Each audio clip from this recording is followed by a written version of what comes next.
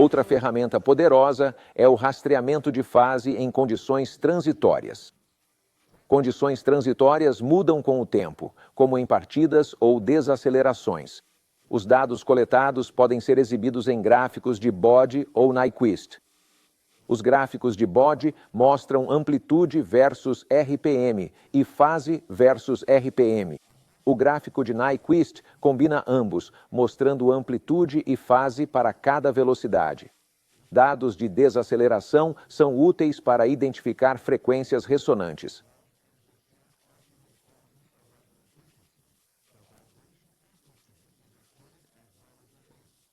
Detalhes sobre coleta de dados estão no programa de detecção de ressonância.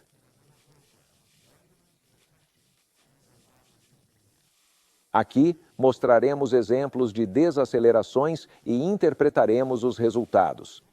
Este gráfico tem duas áreas de alta vibração, sugerindo duas ressonâncias. Porém, no gráfico de fase, a fase mudou numa alta amplitude, mas não na outra. Sem mudança de fase, a máquina não passou por ressonância.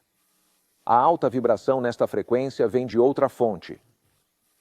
Em áreas com várias máquinas, a vibração alta pode vir de outra máquina. Neste caso, a alta vibração vem de um grave desequilíbrio numa máquina próxima. Deve haver mudança de 90 graus na fase quando o RPM passa da ressonância. Mais 90 graus ocorrem quando o RPM ultrapassa a frequência de ressonância. Às vezes, o gráfico mostra 360 graus de mudança, mas a amplitude parece normal.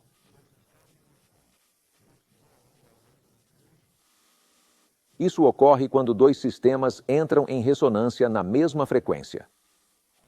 Exemplo: várias máquinas iguais próximas, como bombas ou ventiladores idênticos.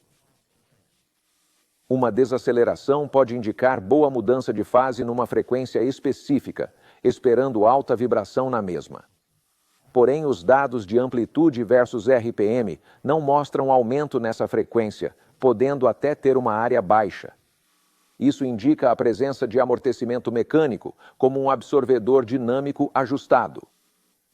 O absorvedor dinâmico remove vibração numa frequência específica, indicando que está funcionando bem. Quando há duas mudanças de fase, indica duas ressonâncias no sistema. Ambas as mudanças de fase estarão no mesmo hemisfério de 180 graus.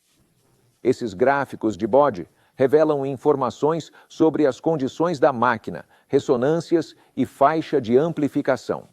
A faixa de amplificação é onde a vibração é amplificada devido à ressonância.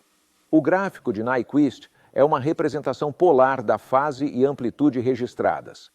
Cada ponto é a localização vetorial do desequilíbrio e direção para cada RPM durante a desaceleração ou partida.